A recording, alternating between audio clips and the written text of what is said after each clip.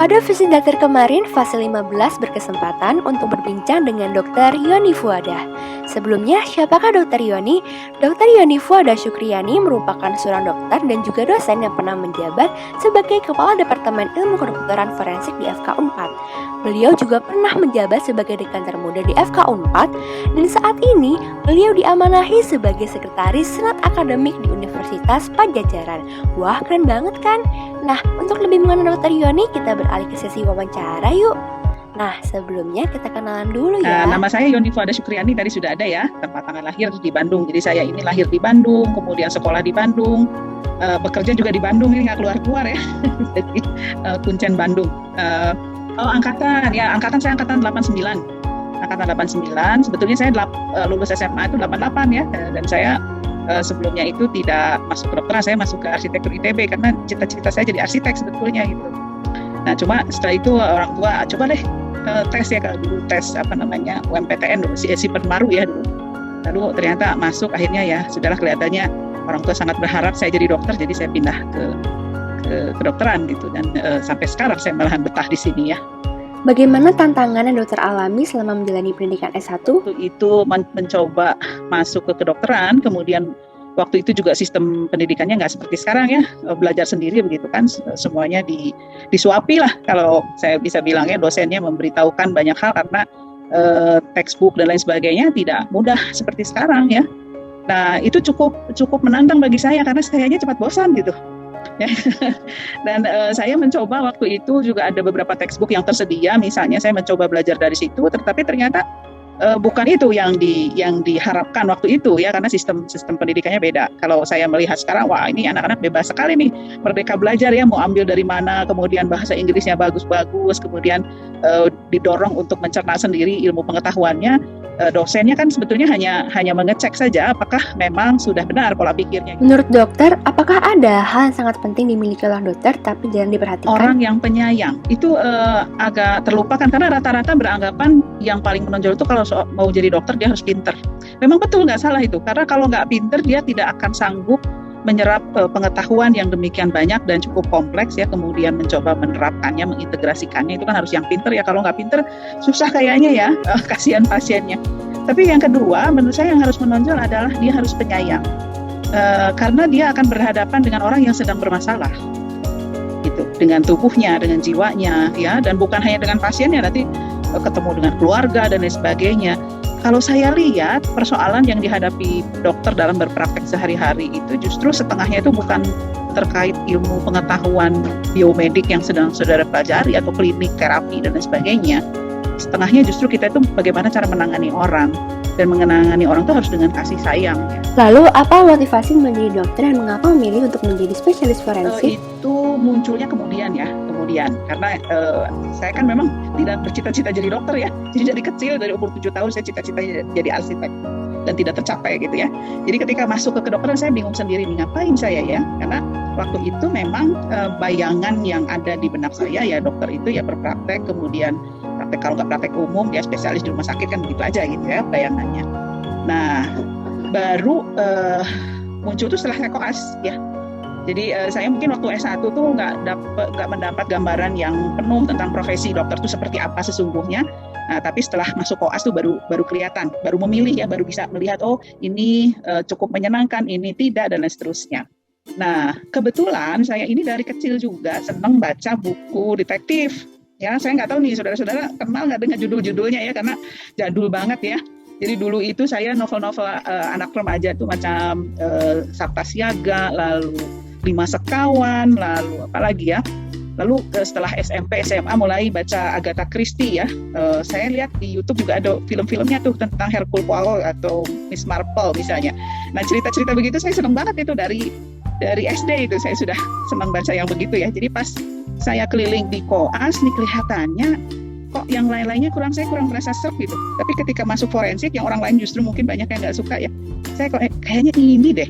Jadi saya motivasinya memang ada rasa senang untuk menjawab teka-teki, misalnya ada misteri yang begitu-begitu tuh senang banget dari kecil ya. Jadi pas kalau sudah jadi dokter ternyata itu tersalurkan juga gitu ya. Bagaimana cara dokter dalam memanajemen waktu? soal memanage waktu, saya kira mau tidak mau kita harus menentukan prioritas ya, prioritas. Jadi saat ini saya lebih fokus berusaha untuk hal yang saya sedang kejar adalah publikasi yang banyak, penelitian yang banyak ya. Maka mau tidak mau yang lainnya mengalah dulu begitu ya. Apa yang memotivasi dokter dalam membuat banyak publikasi nasional dan internasional? Bahwa dalam kita melakukan pekerjaan itu kan kita akan selalu mendapatkan ilmu-ilmu baru ya, baik karena pengalaman maupun sengaja meneliti gitu. Nah, ilmu baru ini kan penting untuk di-share. Nah, kalau misalnya tidak di-share secara ilmiah, artinya di-share dengan analisis, pengumpulan data, kemudian analisis yang harus memenuhi kaidah-kaidah ilmiah ya, publikasi ilmiah kan begitu. Nah, kalau tidak di-share kan sayang sekali nih. Jadi pengalaman kita tidak bisa dilihat oleh orang lain. Kemudian jangan-jangan juga kita tidak bisa menguji pengalaman kita ini, persepsi kita tentang pengalaman ini benar atau enggak. Jadi tujuan publikasi itu bukan hanya share untuk dinikmati orang lain saja, tetapi juga dicek oleh orang lain. Bagaimana tips agar tertarik untuk mempublikasikan karya tulis? Apa yang kita peroleh itu pasti bisa bermanfaat bagi orang lain.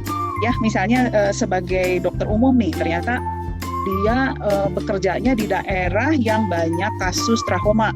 Misalnya itu di Pantura, di daerah Jawa Barat Utara itu ya, kan yang terima pasien yang seperti itu banyak di puskesmas atau di klinik. Nah itu kan kalau misalnya didata dengan baik nih oleh dokter umumnya, kemudian dianalisis dengan baik sesuai dengan ilmu yang sudah pernah dia dapat di kuliah, itu banyak sekali yang akan bisa memanfaatkannya gitu, baik dari teman-teman sejawat kedokteran maupun masyarakat sekitar dan sebetulnya dunia ya, karena kasus-kasus seperti itu kan belum tentu ada di tempat lain. Apa alasan dokter dalam mengambil magister terlebih dahulu? Saya tidak membayangkan saya S3 dulu, karena waktu itu dosen tidak harus S3 ya. Waktu itu saya sudah jadi dosen kan. Sepulang dari Jerman belajar DNA forensik, saya menilai, wah ini sayang nih, saya udah 6 bulan di Jerman, terus sudah banyak basic yang sudah saya pelajari gitu ya. Saya di sana tuh magang bekerja di laboratoriumnya gitu, menangani kasus dan lain sebagainya. Kalau nggak diteruskan dari sisi keilmuannya kan sayang tuh. Makanya saya dari situ takut lupa gitu ya, karena menganggap kalau spesialis forensik kan saya memang kerjanya di Departemen Forensik FK Unpad kan. Nah, awal akhir pasti saya akan jadi spesialis gitu. Lalu bagaimana sih persiapan dokter dalam menghadapi tantangan sebagai dekan wanita termuda pada saat itu? Jadi tantangannya adalah ketakutan saya sendiri sebetulnya. Nah, tapi ternyata setelah dijalani, mungkin karena sudah bergeser juga, perubahan budaya juga ya. Jadi ternyata ketika saya menempatkan diri misalnya kepada yang jauh senior seperti Prof. Ruli, kemudian Prof. Nanan, saudara mungkin nggak ketemu ya, Prof. Nanan sudah keburu pensiun dan sebagainya. Ketika saya menempatkan diri sebagai anak mereka ya, atau adik bungsu lah begitu ya, itu mereka sangat sangat welcome dan mendukung dan memberikan dukungan yang luar biasa ya. Jadi ternyata tantangannya adalah ketakutan pada image yang kita punya sebelumnya. Jadi ketika kita masuk ke dalam suatu dunia, itu kan di belakang kepala kita sudah ada image ya, misalnya Anda nih masuk dari SMA, masuk ke kedokteran, wah di sana itu bakal begini, itu kan pasti di kepala itu ada itu gitu. Nah, bagaimana kanker mengatasi atau menguasai pikiran-pikiran seperti itu supaya tidak, justru bukan pikiran itu yang menguasai kita, tetapi kita yang menguasai itu gitu, supaya ketika berhadapan dengan yang nyata kita bisa lebih tenang, objektif, dan ternyata saya menerima kenyataan bahwa ternyata banyak yang senior-senior yang tadinya saya takuti begitu ya, bahwa akan sulit nih, ternyata luar biasa ya kalau kita pandai menempatkan diri, kok bisa juga gitu kerjasama, bahkan memberikan dukungan yang luar biasa. Itu kalau menurut saya ya. Dan kalau boleh saya kasih ini juga ya, sebetulnya ternyata kalau ada yang berminat masuk ke dunia seperti itu, artinya dunia manajemen ya, dunia manajemen itu pengalaman organisasi sangat penting ya. Apakah dokter senang selama menjalani karir sebagai seorang dokter? Iya, jadi dengan karir pilihan saya justru saya merasa puas. Saya bahkan pernah dulu itu, ini mungkin bukan contoh yang baik, jangan bilang-bilang sama orang tua ya. Saya nggak. Jadi begini, waktu saya lulus dokter itu setahun kemudian saya berkeluarga ya. Kemudian orang tua saya tanya kan, saya udah masuk langsung setahun depannya itu langsung, ketika saya setahun setelah itu saya langsung sudah jadi dosen. Jadi saya lulus 96 Februari, nah Maret 97 itu saya diterima jadi dosen FK Unpad. Nah kemudian setelah itu saya kan langsung kerja di forensik ya, sebagai staf dosen muda membantu ini itu kegiatan mengajar dan sebagainya.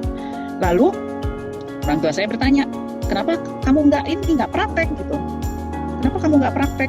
Terus akhirnya saya kan merasa bersalah tuh. Ayah saya yang sangat berharap saya berpraktek itu meninggal tahun 2001. Dan saya sangat menyesali, saya kok nggak sempat praktek ya seperti yang beliau harapkan gitu. Jadi saya mulai praktek itu tahun 2002. Jadi saya lulus 96, saya praktek dokter umum itu 2002. Saya belum spesialis, belum apa, kan itu masih sekolah ya, masih S2 dan sebagainya. Jadi saya masih bisa praktek umum.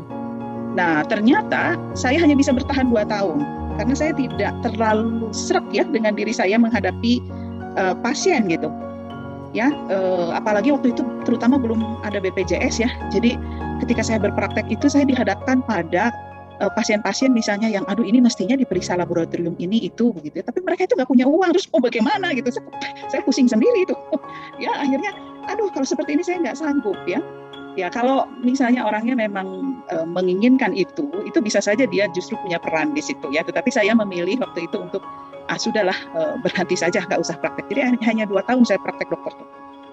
Ya praktek dokter 2 tahun dan saya memang lebih menikmati. Saya menjadi dosen, peneliti, kemudian bekerjanya saya penanggung jawab DNA forensik kan, kemudian sebagai dokter forensik justru saya menikmati. Apakah ada closing statement berupa wejangan untuk kami maupun motto hidup dokter? Lakukan sesuai pilihan Anda yang menurut Anda baik untuk Anda, lalu lakukan itu dengan maksimal, gitu ya. Kalau itu bukan pilihan Anda, lebih baik tinggalkan dan jangan jangan memaksakan diri untuk sesuatu yang Anda nggak bisa maksimal, gitu. Ya, tetapi sekali lagi tujuannya adalah kemanfaatan. Kalau saya sih melihat bahwa manusia itu kan harus 2 ya, bisa bermanfaat tidak hanya untuk diri sendiri. Kalau hanya untuk diri sendiri itu hewan juga bisa gitu ya. Tapi yang menjadi keunggulan manusia itu bermanfaat untuk orang lain. Jadi itu harus jadi ukuran gitu. Saya ini kalau memilih ke sini, misalnya saya ingin spesialis bedah, berarti ukurannya itu apakah kalau jadi spesialis bedah saya bisa bermanfaat bagi diri sendiri, tentu, tapi bermanfaat nggak buat orang lain gitu. Ya itu yang harus jadi pertimbangan. Jangan hanya bermanfaat untuk diri sendiri. Nah kalau sudah memilih itu, lakukan dengan maksimal, gitu. Ya. Kemudian kalau moto hidupnya agak susah dan mungkin ini Anda harus mengerti, ini kaitannya dengan posisi saya sebagai pendidik ya. Jadi kalau saya sih berpendapat niat baik itu nggak cukup. Ya, kemudian hasil yang baik juga nggak cukup. Kenapa? Karena di tengah-tengahnya ada proses yang juga harus baik.